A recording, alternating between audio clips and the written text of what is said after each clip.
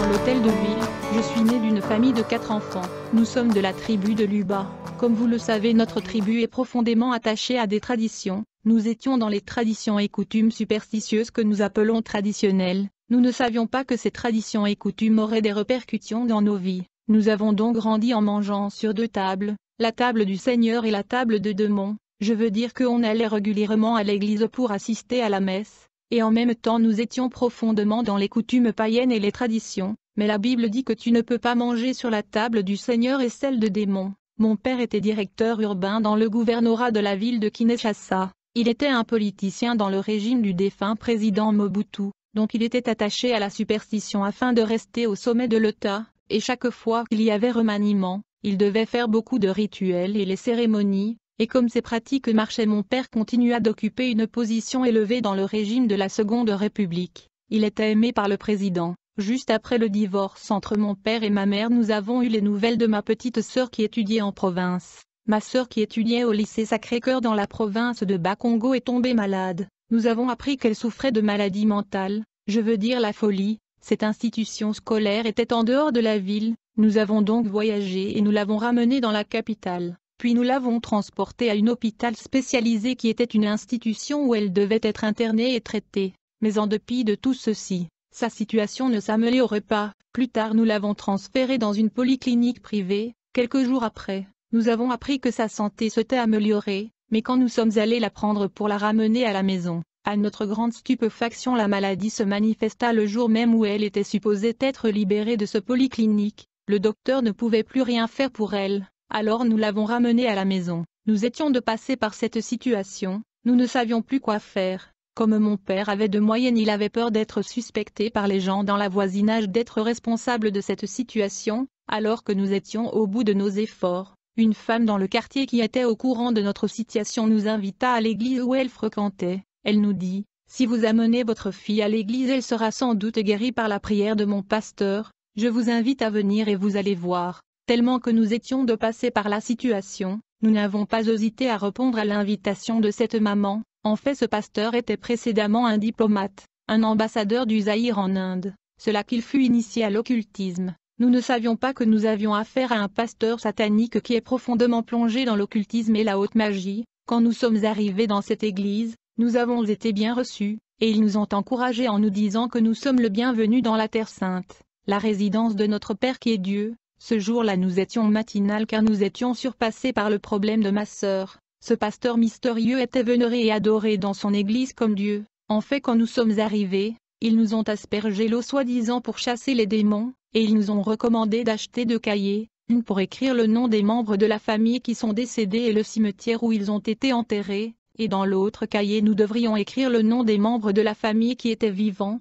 Nous avons été avertis que le pasteur qui est Dieu viendra nous rencontrer à 11 heures. Nous étions patiemment en train d'attendre dans la salle d'attente, et quand il était temps, les gens ont commencé à chanter des chansons en son honneur. Quand il était sur le point de sortir, tout le monde se mit à genoux. Ce pasteur est sorti du bureau où il était. Quand ce pasteur a regardé ma famille, il se mit à rigoler. Alors il dit à ma sœur, « Vous êtes Chibola, vous venez de la province occidentale de Bas-Congo. » Ce pasteur révéla des informations précises sur ma sœur qui étaient correctes. Ensuite il retourna dans son bureau. Quand ma mère vit cela, elle était émerveillée par l'exactitude et la précision de l'homme de Dieu. Elle sentait que le problème mental de ma sœur serait résolu. Alors elle me dit, « Celui-ci doit être vraiment un homme de Dieu authentique, bien-aimé. » Aujourd'hui beaucoup de gens sont séduits par la prophétie, mais ce ne sont pas tous les prophéties qui viennent de Dieu. Oui, il y a le vrai prophète de Dieu, mais il y a aussi le chaman dans l'église qui sont déguisés prophètes. Ces chamans peuvent prophétiser comme des prophètes grâce à la puissance du monde pandémonium.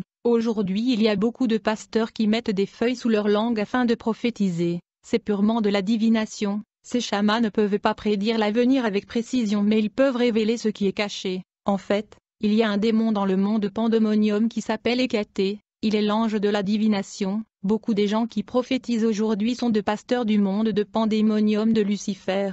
Alors que nous étions à l'église, le service du protocole nous informa que le pasteur reviendra nous voir à 12h30. Nous étions là en train d'attendre, sachant que nous allons trouver la solution à notre problème. Quand il était 12h30, le pasteur est ressorti de son bureau, et on se mit à genoux devant lui. Le pasteur a demandé à la foule, « Où est la mère et la famille de la fille qui souffre de problèmes mentaux ?» On se présenta devant lui, il nous a dit, votre fille ira bien, puis il leva sa main et dit, que celui qui est responsable de la maladie qui dérange cette fille se manifeste. Immédiatement, ma marâtre entra en transe, et la voix de ma tante commença à parler au travers de sa bouche. Le pasteur lui a demandé, qui es-tu?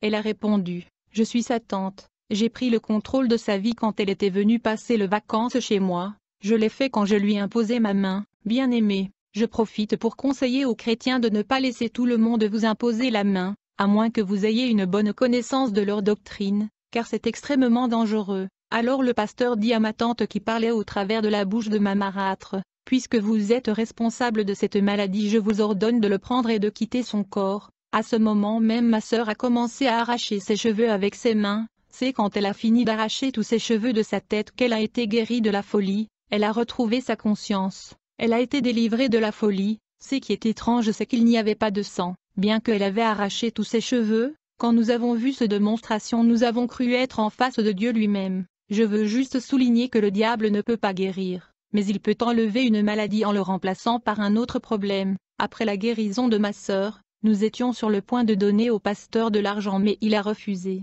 Il nous a dit, « Je suis Dieu, je n'ai pas besoin de votre argent ». Quand nous sommes rentrés à la maison mon père n'était pas là. Quand il est revenu il ne pouvait pas le croire. Ma sœur était délivrée de sa folie grâce à la puissance de cet pasteur qui était vénéré comme Dieu. Quelques jours plus tard, mes parents se disputaient et se battaient. J'ai pris le téléphone et j'étais sur le point d'appeler le pasteur quand tout à coup nous l'avons tous vu apparaître au-dessus de notre parcelle suspendue dans l'espace. Il ordonna à mon père d'arrêter de battre ma mère. Quand mon père a vu cette démonstration, il se dit cet homme est vraiment ce qu'il prétend être. Il est Dieu, et nous allons tous devenir ses disciples. Le lendemain nous sommes tous allés à l'église pour le rencontrer.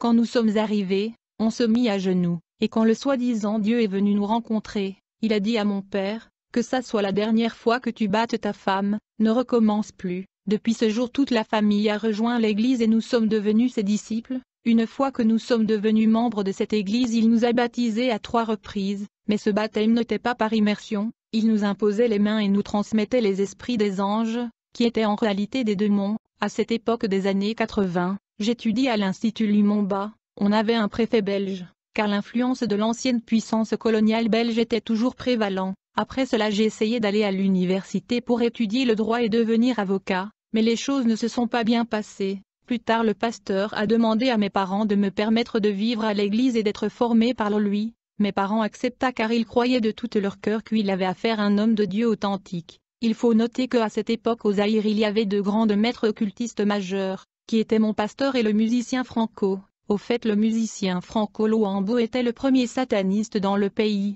Il était le représentant de Satan au Zaïre. En seconde position était mon pasteur, quand le feu président Mobutu qui était aussi un sataniste est allé en Inde qui est le siège du gouvernement global de Lucifer pour l'initiation à la magie rouge. On lui a recommandé de consulter les 2 grands maîtres qui étaient le musicien Luambo et mon pasteur. Il n'a pas aimé cela, c'est alors que le conflit avait commencé. Il a commencé à persécuter mon maître et le musicien Franco Luambo. Le feu président Mobutu était le représentant de Prima Curia. Ceci était une secte ésotérique l'alphabet 250 de la magie rouge. Il était le représentant 004, moi j'étais le représentant 006. Quand le président est revenu de l'Inde, il a commencé à combattre mon pasteur et le musicien Luambo Franco. Dans l'occultisme il y a beaucoup de jalousie. C'est ainsi qu'ils se battent pour le pouvoir. Et donc à la fin le président Mobutu a réussi à commander l'exécution de mon pasteur. Mais avant cet assassinat, j'ai commencé à vivre dans l'église. Dans le complexe de l'église il y avait un bâtiment appelé Université sans nom, qui était une école ésotérique pour initiation à la magie.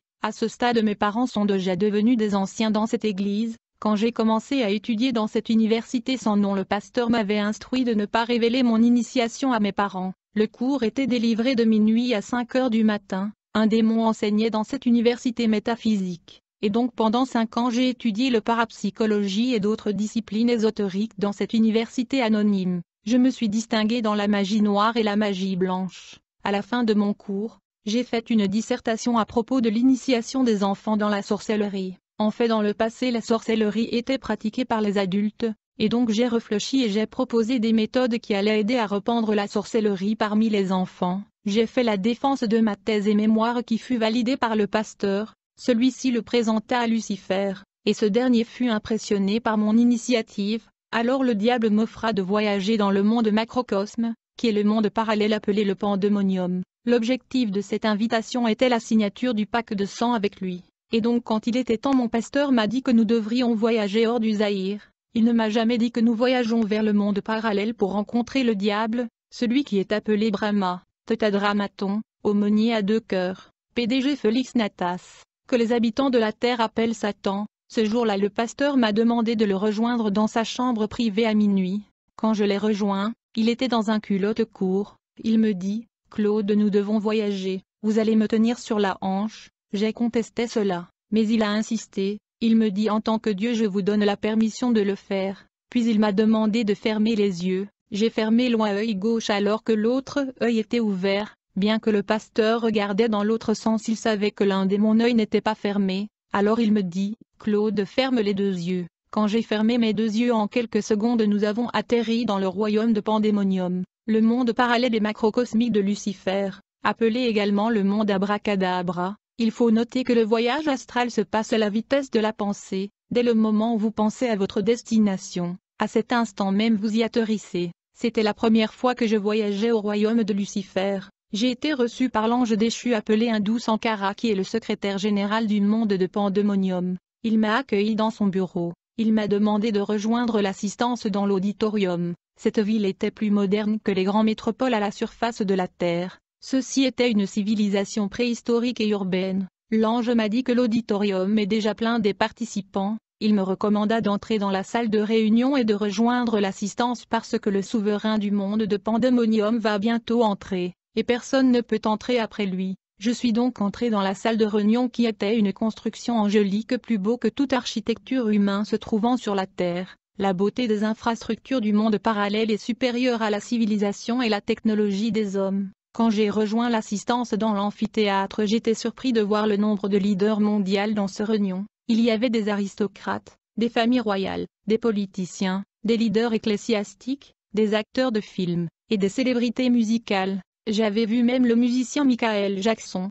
raison pour laquelle je conseille aux chrétiens de ne pas envier qui que ce soit dans ce monde, même pas des célébrités, parce que vous ne savez pas les réalités cachées. À l'intérieur de cet auditorium technologiquement avancé étaient des Noirs, des Blancs, des Chinois, des Indiens et toutes les races du monde entier. Quelques minutes après avoir pris place, nous avons été invités à se lever car le souverain du monde invisible était sur le point d'entrer. Quand il entra dans l'enceinte de cet auditorium, j'ai remarqué qu'il avait la ressemblance d'un jeune garçon de 20 ans. Il avait pris l'apparence d'un Européen. Il était tellement beau. Quand il est entré dans la salle, il signala l'assistance de ce maître. Immédiatement son directeur de cabinet, l'ange déchu au nom de Nabam, a commencé à s'adresser à l'assistance. Puis il a commencé à appeler les nouveaux venus à avancer vers l'estrade à tour de rôle pour signer le pacte avec le diable. Et quand il était mon tour, il appela mon nom, et je me suis levé. Puis il dit à l'assistance, « Nous vous avons réunis parce qu'au milieu de nous, il y a un jeune homme qui a mis en place une nouvelle méthode de propagation de la sorcellerie,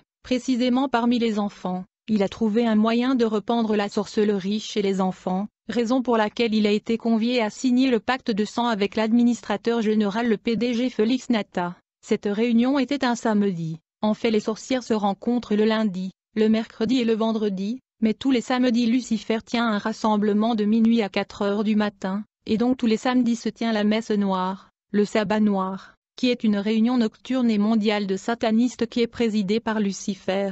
Certaines de ces réunions ont lieu sous l'eau, dans l'espace, sur la lune et dans les enfers. Ce chérubin puissant au nom de Satan, qui était l'ancien porteur de lumière, consomme la chair de 2000 à 3000 personnes chaque samedi, et donc le secrétaire de Satan au nom de Nabam m'a convié d'avancer vers l'estrade où était assis le diable. Je ne savais pas que le jeune homme blanc sur le trône était Lucifer lui-même. Le diable travaille avec l'homme à travers le pacte et les alliances. Alors quand je l'ai rejoint sur le podium, je remarquai qu'il était extrêmement beau. Cette beauté dépassait de loin celle des êtres humains à la surface de la terre. Sur sa table j'ai vu 3 stylos qui étaient rouges, bleus et noirs, et il y avait aussi un rasoir et un livre massif. Alors le diable m'a demandé de signer sur le livre, mais quand je voulais prendre le stylo rouge pour signer, il a refusé. Alors j'ai tenté de prendre le stylo bleu pour signer, mais il m'avait opposé. Finalement j'étais sur le point de prendre le 3e stylo pour signer, c'est alors qu'il me dit non. J'étais aggravé par son attitude. Et donc j'avais perdu mon sang-froid,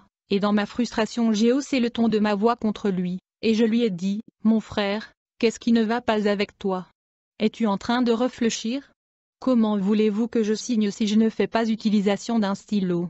Immédiatement j'ai vu mon pasteur se lever, et il se précipita à venir où j'étais, et il m'a pris sur le côté du bâtiment et me dit, « Savez-vous qui est la personne qui est assise là-devant? Pourquoi élevez-vous votre voix ?» J'ai répondu à mon maître, « Je ne comprends pas ce jeune garçon, il ne veut pas me laisser signer avec les 3 stylos qui sont là. » Bien-aimé, je ne comprenais rien du tout, mais j'ai constaté que mon maître semblait être alarmé et paniqué. Il me dit, « Claude, je pense que je dois vous dire toute la vérité. Le jeune garçon qui est assis là devant tout le monde est Lucifer qui a été chassé du ciel par Dieu. Il est le chef de ce monde. Il est écrit, Jésus leur dit, « Je voyais Satan tomber du ciel comme un éclair. Te voilà tombé du ciel, astre brillant, fils de l'aurore. Tu es abattu à terre, toi, le vainqueur des nations. » Bien-aimé, les paroles de mon pasteur furent comme une tonnerre à mes oreilles. Quand j'ai réalisé que la personne que je venais d'engueuler était le diable, j'étais saisi par la terreur et l'épouvante. J'ai immédiatement réalisé que les choses étaient sérieuses et je sentis la peur me submerger. Ensuite le pasteur me dit, « Retourne à ta place, tu seras appelé de nouveau pour passer devant et signer le pacte, et quand vous serez appelé à nouveau vous allez prendre le rasoir, et vous allez vous blesser. Ensuite vous allez signer dans le livre avec votre sang. » Après ces instructions de mon pasteur je suis retourné m'asseoir. Quand mon nom fut appelé de nouveau par Nabam, j'ai passé devant dans le podium où était assis Lucifer, mais cette fois-ci mon attitude était différente car je savais à qui j'avais affaire. Je lui ai dit « Salut maître ».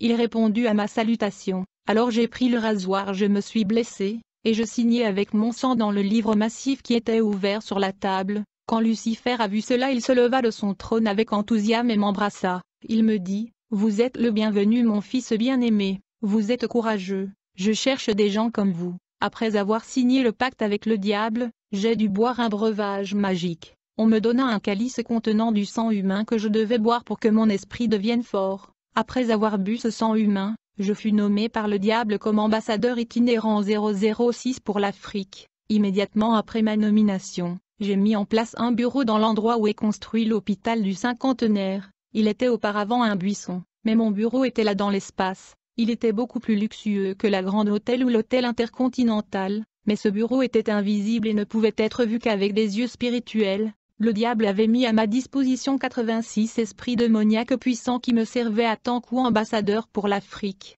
Quand je suis revenu sur la terre, j'étais constamment en contact avec le démon hindou Sankara qui est le secrétaire général du royaume de Lucifer.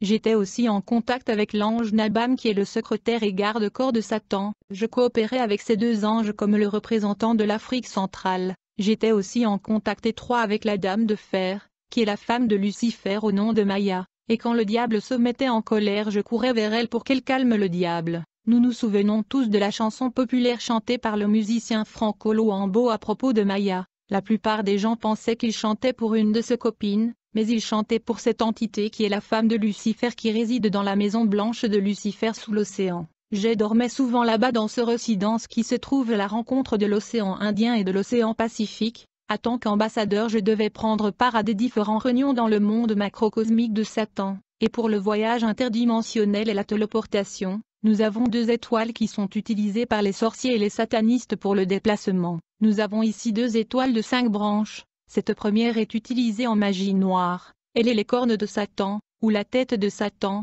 le 5 branches représente le 5 continents, le sataniste peut donc voyager dans le 5 continents. Et la seconde étoile est utilisée dans la magie blanc pour le voyage interdimensionnel. L'hexagramme et la croix de Salomon, ceci est utilisé par le grand maître, et donc chaque lundi je participais aux réunions de la femme qui réside dans la lune. Cette déesse est adorée en islam et dans l'église catholique. Elle est la sirène la plus puissante de l'univers, elle est la reine du ciel, et elle habite aussi dans le second ciel, elle est la femme la plus puissante de l'univers. Elle est célébrée le 24 décembre. Après avoir signé le contrat de sang dans le monde de Pandémonium, je me suis mis à faire la magie du cirque. J'allais dans les écoles, avec la permission des profs et je réunissais les élèves dans la cour, je faisais sortir du sucre et du milk dans la partie privée de femmes, et je le donnais aux élèves, qui consommaient ce sucre qui était en réalité la matrice de femmes. Avant de faire ces opérations je criais abracadabra.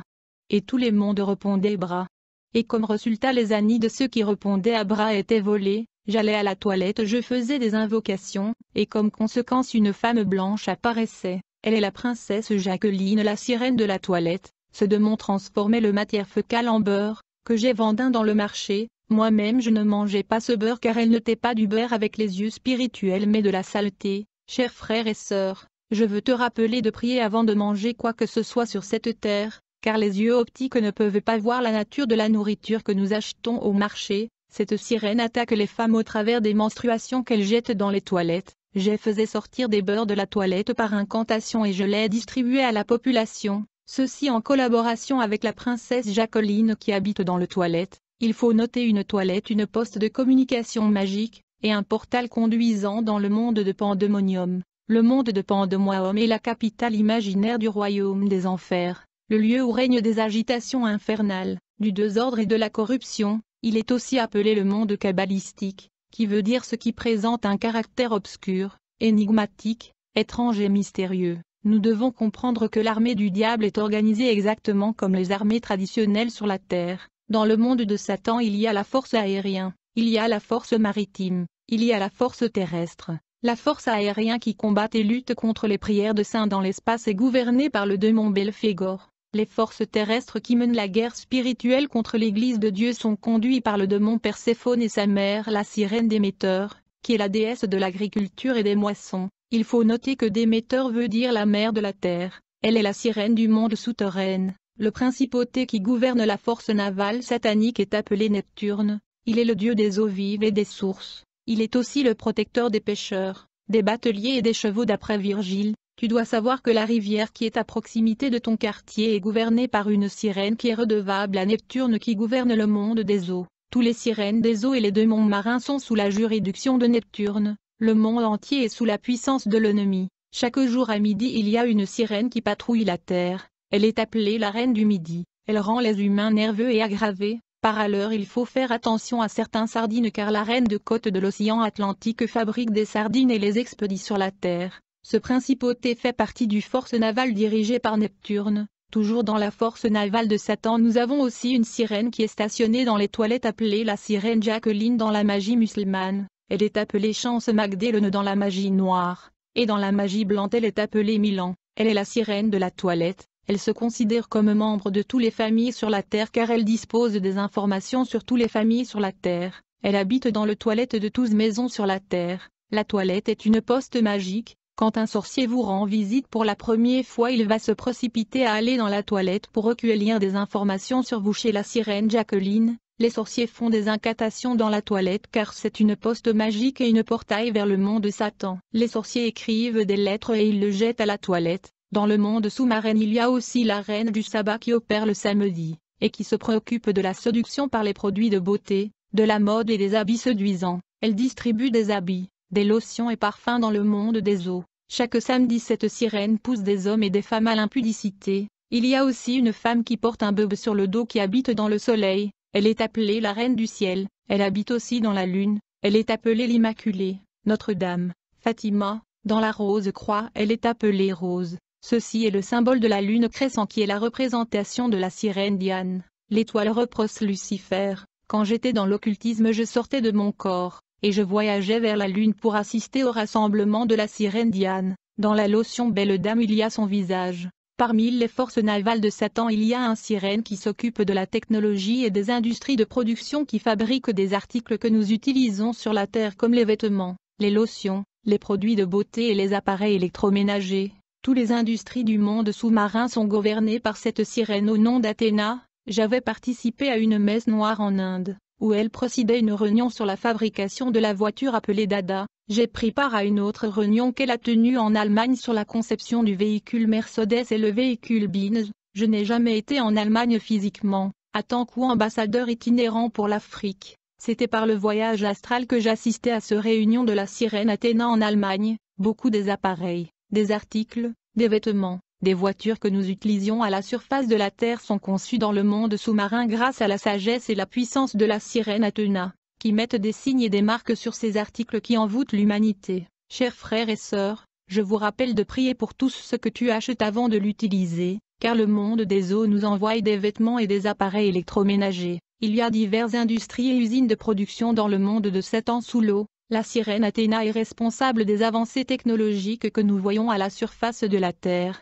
La sirène Athéna était une déesse dans la mythologie grecque, identifiée à Minerve chez les Romains. Elle est la déesse de la sagesse, de l'industrie et de la stratégie militaire. Elle est la patronne des artisans et de l'artisanat. Elle est responsable de la poterie, des tissages, de la sculpture, des artistes et des maîtres d'école. Elle fait partie des 12 Olympiens. Il y a beaucoup de poudres et parfums conçus par les industries du monde des eaux. Ces poudres et parfums sont même utilisés dans le rituel magique, des parfums comme Soudan, de poudre comme déesse. Il y a aussi des poudres jolies soirs et le poudre perlimpinpin qui est conçu par les sirènes, des produits de beauté comme Venise. La plupart des produits des maquillages et lotions sont contrôlés par les sirènes. Par ailleurs on se réunissait dans le rond-point Victoire avec les sorciers. Il y a une sirène dans ce rond-point de la capitale congolaise. On faisait l'incarnation macrocosmique supérieure, je veux dire on se transformait en des moustiques, et on se réunissait sur un arbre qui est dans ce rond-point avec le diable lui-même. Personne ne pouvait suspecter qu'un nombre des insectes dans l'arbre étaient des sorciers et satanistes en réunion.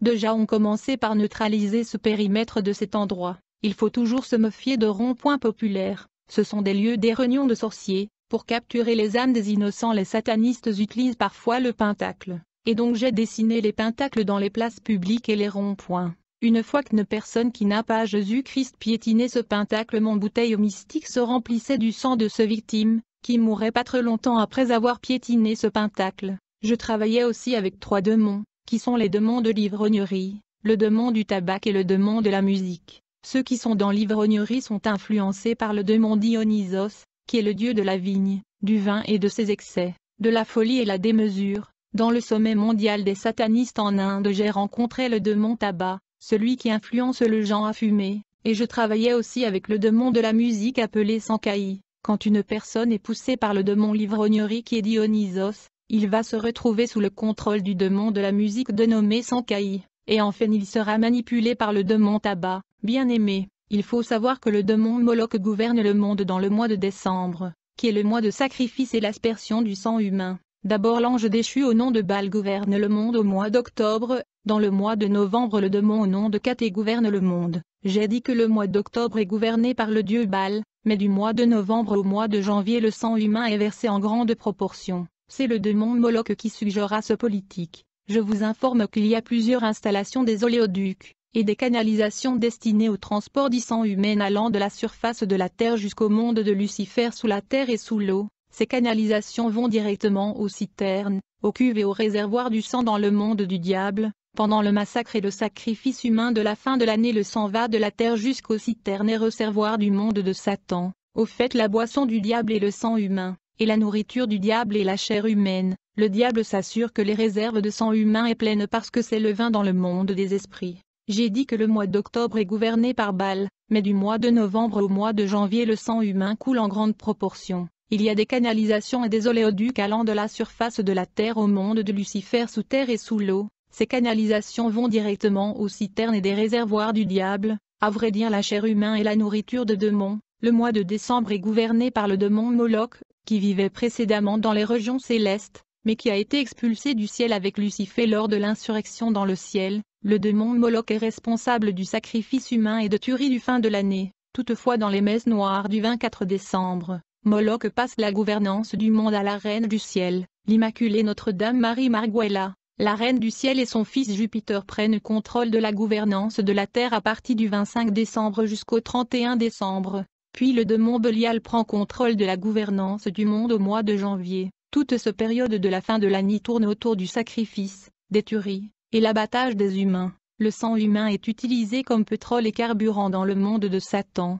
et la chair humaine est la nourriture de la population démoniaque du royaume de l'obscurité. Le diable n'accepte pas et ne permettra pas la diminution de la réserve du sang humain dans son royaume. À chaque fois que cela arrive, il va jusqu'à provoquer des guerres. C'est pourquoi quand on arrive au mois de novembre, décembre et janvier, j'invite les enfants de Dieu à être dans l'attitude de prière, parce que le sang humain va couler. D'autre part, nous devons noter que le 24 décembre il y a un sommet global, une convention annuelle mondiale des satanistes du monde entier. Chacun d'eux est obligé de venir avec un âme humain comme offrande à Satan. La rencontre est inaugurée par Moloch qui gouverne le monde au mois de décembre. Celui-ci remet le contrôle du monde à la reine du ciel Marie Marguela. Ce réunion est présidée par le diable. Ce sommet annuel mondial se déroule au sous-sol de l'Inde dans le temple de Daïl, le siège du gouvernement global de Lucifer. Dans cette réunion, les maladies qui devaient émerger sur la terre dans la région différentes sont déterminées. Les anges déchus et les principautés décident les guerres et conflits militaires qui seront implémentés dans différentes régions de la terre pendant la nouvelle année. Ils décident et programment des accidents de la circulation, des crashs des avions, des naufrages de bateaux qui sont tous des sacrifices humains. Ils programment aussi des catastrophes naturelles et des désastres qui vont frapper différentes régions du monde. Alors que les principautés et les anges déchus décident des événements mondiaux majeurs préjudiciables à l'humanité, le monde entier est en fait criant joyeusement Noël et bonne année. Au lieu d'être en prière, dans cette partie du témoignage, j'aimerais parler de ma séparation avec mon maître le pasteur occultiste. Comme mon père était directeur dans l'urbanisme à l'hôtel de ville, il favorisa le pasteur en lui accordant des hectares de terre appartenant à l'État zaïrois. Il alla jusqu'à influencer le vice-gouverneur à signer les documents, étant donné que le président Mobutu était déjà en conflit avec mon pasteur. Quand ce dernier apprit ceci, il a signé un décret présidentiel stipulant des arrestations des acteurs de ces usages de faux. Et donc mon père, mon pasteur et le vice-gouverneur de la ville furent arrêtés par un décret présidentiel. Alors que mon père était en prison avec mon pasteur, il a découvert que notre pasteur qui prétendait être Dieu n'était pas ce qu'il prétendait être. En effet, le pasteur avait prédit qu'ils passeront 3 jours en prison, mais les choses ne se sont pas passées comme il l'avait annoncé. En réalité, ils ont passé 1 année en prison. C'est alors que nos problèmes ont commencé. J'ai grandi dans l'opulence, mais l'arrestation de notre père était le début de nos souffrances, et je découvre la vie difficile dans l'âge adulte. Après 1 année en prison, le président accorda à mon père et le pasteur l'amnistie. Mobutu a signé un décret qui était une mesure de clémence à mon père et le pasteur. Après sa sortie du prison, mon père avait conclu que le pasteur n'était pas ce qu'il prétendait être, mais la décision de quitter ce pasteur occulte crée la rancœur et le conflit dans le cœur de ce dernier. J'ai donc averti à mon papa. Je lui ai dit: je connais le niveau de notre pasteur, nous avons besoin de la délivrance de son emprise. Et donc nous avons donc décidé d'embaucher 5 mystiques afin qu'ils puissent délivrer la famille de l'emprise de notre ancien pasteur. Les 5 mystiques sont venus afin de nous aider à détruire l'emprise de notre pasteur. Ce jour-là, il était minuit lorsque le service de délivrance a commencé. Quelques minutes après le début des rituels et cérémonies, ma sœur qui fut guérie autrefois par le pasteur a commencé à se déshabiller, et il avait un couteau à sa main. Mon père lui a demandé: pourquoi es-tu en train de te déshabiller devant toute la famille? Quand on essayait de l'arrêter et de la questionner, c'est alors que ma sœur nous a répondu: je ne suis pas votre fille ou un membre de votre famille, je suis votre pasteur parlant dans la bouche de votre fille. C'était donc mon pasteur qui influençait ma sœur à se déshabiller. Il avait pris contrôle de ma sœur et il parlait au travers de sa bouche. Mon pasteur qui parlait dans la bouche de ma sœur m'a demandé ceci: Claude, avez-vous déjà vu un caporal arrêter un général?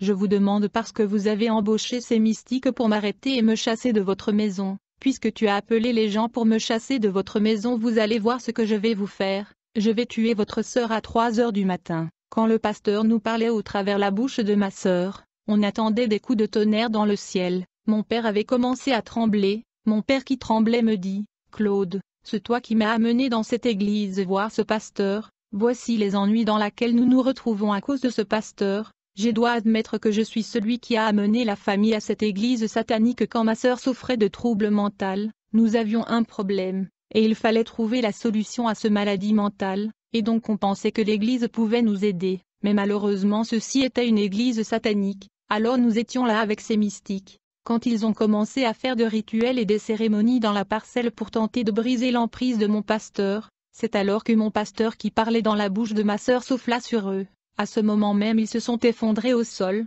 Quand mon père a vu les charlatans s'écrouler à terre, il a eu peur et il m'a dit: Claude, il n'y a pas longtemps je viens de sortir de la prison par la clémence présidentielle. Que va-t-il se passer si ces charlatans ne se réveillent pas? Et donc les mystiques que nous avions embauchés pour nous aider étaient écroulés au sol dans le coma. J'étais la seule face à mon pasteur. Il soufflait de l'air sur nous, on tombait. Moi aussi je soufflais sur lui et il tombait. C'est alors que ma sœur a commencé à s'élever dans l'espace. À vrai dire, mon pasteur le faisait monter dans l'espace pour le lâcher et le tuer. Ce pouvoir est appelé lévitation. Alors que ma sœur montait dans l'espace, je me suis dit: si je n'interviens pas, elle risque de tomber et de mourir. À ce moment j'ai commencé à faire des incantations, et j'ai commencé à m'élever dans l'espace. jusqu'à l'altitude où elle était et je l'ai attrapée, et donc nous avons commencé à descendre ensemble, ce qui m'a aidé contre mon pasteur qui était dans la magie blanche et que j'avais un ami qui était dans d'autres formes de magie. Après avoir atterri avec ma sœur sur le sol, j'ai vérifié l'heure et j'ai remarqué qu'il était 3h moins quart. Mon pasteur avait promis de tuer ma sœur à 3h juste. J'ai essayé d'employer le champ magnétique supérieur contre le pasteur. C'est alors qu'il me dit: Claude, je suis celui qui vous a initié, vous êtes juste un étudiant, mais aujourd'hui votre sœur va mourir. J'ai dit au pasteur: vous êtes celui qui a guéri ma sœur, mais je ne comprends pas pourquoi vous voulez la tuer. Le pasteur me répondit: vous ne pouvez pas vous décider de me quitter de cette manière, c'est inacceptable. À ce moment-là nous étions à 5 minutes de l'heure promis par le pasteur de tuer ma sœur, et j'ai essayé tout ce que je savais mais rien ne marchait. C'est alors que je me suis souvenu d'un ancien sataniste au nom de Bakajika. Il était un prêtre, j'ai appris qu'il est déjà mort. Je me suis souvenu de ce sataniste à cause d'un incident qui se passa dans la messe noire dans le royaume de Lucifer, le pandémonium. Nous étions en plein réunion, et au milieu de la réunion l'ancien sataniste Bakajika leva sa main pour poser une question à Lucifer. Le diable lui a donné l'autorisation de parler. Le prêtre Bakajika dit au diable: j'étais en affectation quelque part mais mes instruments furent détruits quand les gens avaient cité un nom. Le diable dit au prêtre Bakajika: mon fils, n'ayez pas peur. Dis-moi quel est ce nom. Alors le prêtre cita le nom de Jésus-Christ. Quand ce prêtre catholique avait cité le nom de Jésus-Christ dans ce réunion, nous étions tous effondrés au sol, et nous étions paralysés. Le trône de Lucifer a été détruit et brisé. C'était la première fois que je voyais le maître Brahma Lucifer au sol, et son trône métallique était détruit par la simple mention du nom de Jésus-Christ. Tout le gourou, les mystiques et satanistes étaient paralysés pour 45 minutes. Après 45 minutes au sol, j'ai vu Lucifer se relever, et il a dit au prêtre Bakajika: à partir de maintenant je te défends de citer ce nom ici. Le diable aimait beaucoup ce prêtre, c'est pourquoi il ne l'a pas tué. Mais dans le passé d'autres satanistes qui avaient commis l'erreur de prononcer le nom Jésus-Christ devant le diable étaient tués. Quand nous retournions sur terre, le prêtre m'a demandé: comment un nom peut nous neutraliser de la sorte? Il m'a demandé: que pensez-vous de tout ceci, et ce que nous devons abandonner? Je lui ai encouragé à continuer, mais nous étions stupéfaits par ce qui se passa dans cette sabbat noire. Alors quand je me suis souvenu de cet incident, j'ai pensé à ce nom de Jésus-Christ, qui avait détruit le trône métallique de Satan, et nous avait paralysés tous pendant 45 minutes. Je me suis dit: ce nom de Jésus-Christ peut sauver ma sœur de ce pasteur. J'étais désespéré. Quand il était 3h moins 5 minutes, je me suis souvenu du nom cité par le prêtre catholique Bakajika, bien que j'étais encore un sataniste. Alors j'ai dit à mon pasteur: au nom de Jésus-Christ, lâchez ma sœur. À ce moment ma sœur s'est effondrée sur le sol, et le pasteur occulte a déclaré: ne citez pas ce nom. Mais mon père m'a dit: Claude, répétez ce nom-là à nouveau, il ne peut pas le supporter. Alors j'ai dit au nom de Jésus-Christ contre mon pasteur. En conséquence, l'esprit de mon pasteur dans le corps de mon sœur était neutralisé, et il fut incapable de tuer ma sœur. Ce jour-là ma famille avait contemplé la puissance du nom de Jésus-Christ. La Bible dit: c'est pourquoi aussi Dieu l'a souverainement élevé, et lui a donné le nom qui est au-dessus de tout nom, afin qu'au nom de Jésus tout genou fléchisse dans les cieux, sur la terre et sous la terre, et que toute langue confesse que Jésus-Christ est Seigneur à la gloire de Dieu le Père. Malgré le fait qu'il a échoué de tuer ma sœur, le pasteur occulte a commencé à apparaître dans notre famille de manière paranormale. Nous avons commencé à voir des phénomènes inexpliqués. Il terrorisait la famille avec des étranges manifestations. Je devais trouver de l'aide face à tout ceci, donc je suis allé voir des prêtres catholiques, et je leur ai parlé à propos de la terreur et des phénomènes inexpliqués qui arrivent à la famille, et donc ils ont accepté de nous aider. Laisse-moi vous dire que j'étais toujours un sataniste à cette époque, mais le pouvoir de mon pasteur était plus élevé. Et comme il avait décidé de terroriser ma famille, et donc devait trouver de l'aide, plus tard les prêtres catholiques sont venus à la maison. Après avoir parlé à mon père, ils ont dessiné un cercle sur le sol. Il était minuit lorsque le service de délivrance a commencé. Quand la prière a commencé, immédiatement l'esprit de mon pasteur a commencé à se manifester à nouveau. Il parlait dans la bouche de ma sœur. Il a demandé aux prêtres catholiques: que voulez-vous faire? Les prêtres lui ont dit: nous voulons que tu quittes le corps de la jeune fille et tu laisses la famille tranquille. Il les a répondu: je ne partirai pas de cette famille, parce que j'ai des comptes à régler avec eux. À ce moment-là, les prêtres catholiques ont tracé un pentacle au sol, et ils ont jeté l'eau bénite sur ma sœur. En revanche, mon pasteur souffla de l'air sur ces prêtres. Comme conséquence, je l'ai vu perdre l'équilibre. mais ils ne sont pas tombés comme le mystique qui était écroulé au sol. Après avoir retrouvé leur équilibre, ils m'ont dit: Claude, tu avais vraiment de gros ennuis, vous avez devant vous une puissance incroyable. C'est alors que le prêtre dit au pasteur: Donne-nous votre numéro cabalistique. Le pasteur leur donna son matricule cabalistique qui était 006 et 15. Alors les prêtres ont engagé la bataille contre le pasteur pour l'expulser. Ils le brûlaient avec le feu, mais le pasteur les a résistés toute la nuit jusqu'au matin. Quand il était 4 heures du matin, les prêtres ont fait sortir le breuvire divin, et ils ont entouré ma sœur. Et quand ils ont sonné une sonnerie, ma sœur se mit crier très fortement, comme si elle était brûlée par une flamme ardente. Puis le pasteur a dit au prêtre: Laissez-moi partir, je veux partir. À ce moment le prêtre nous a ordonné d'ouvrir la porte de notre parcelle. C'est alors que mon pasteur me dit: Claude, je laisse ta famille tranquille, mais tout ce que je vous demandais est de garder silence à propos de tout ceci, sinon il y aura des conséquences. Les prêtres catholiques avaient donc réussi à expulser le pasteur de notre famille. Bien-aimé, depuis ce jour-là je suis devenu proche des prêtres catholiques, et en cherchant la solution dans l'Église catholique j'ai fini par être initié par ces prêtres dans la magie sacrée, qui est un branche de la magie blanche. La prochaine fois je parlerai de mon initiation à la magie sacrée, et mon conflit avec ces prêtres catholiques qui a été arbitré par la sirène sous le fleuve Congo. Après sa libération de la prison, le conflit entre mon ancien pasteur avec le prophète Mobutu continua. Ils étaient des gourous, des maîtres spirituels, ils étaient donc en conflit spirituel, ils se cherchaient, l'un voulait dominer l'autre. Mobutu envoyait les gens collecter les sables de la parcelle du pasteur pour utiliser ses empreintes digitales, mais le pasteur était tellement supérieur qu'il détruisait cela par la puissance du champ magnétique qu'il déployait.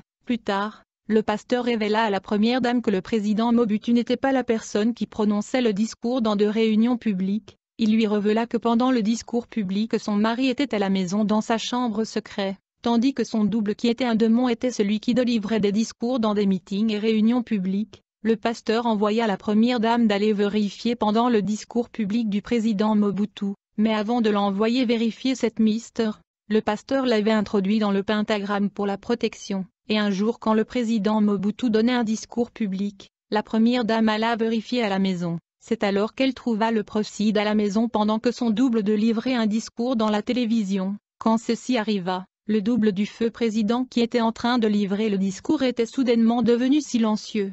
Tout ceci se passait quand la première dame du pays était allée ouvrir la chambre noire de secret, car mon pasteur lui avait fait savoir que son mari s'enfermait dans sa chambre mystique quand son double prononçait des discours publics. La première dame était protégée contre un retour, autrement elle aurait été devenue fou. Cet incident accentua le conflit entre le pasteur et le feu président Mobutu. La première dame était protégée par le pentagramme du pasteur. Il faut noter que le président Mobutu était dans la magie rouge, qui est la branche la plus meurtrière de la magie. Il devait donc sacrifier des gens en grand nombre pour augmenter son pouvoir, raison pour laquelle tous les enfants et la famille de Mobutu sont presque morts. Les enfants ne sont plus là pour jouir de ses avoirs. D'autre part, le musicien Franco était un grand maître occulte.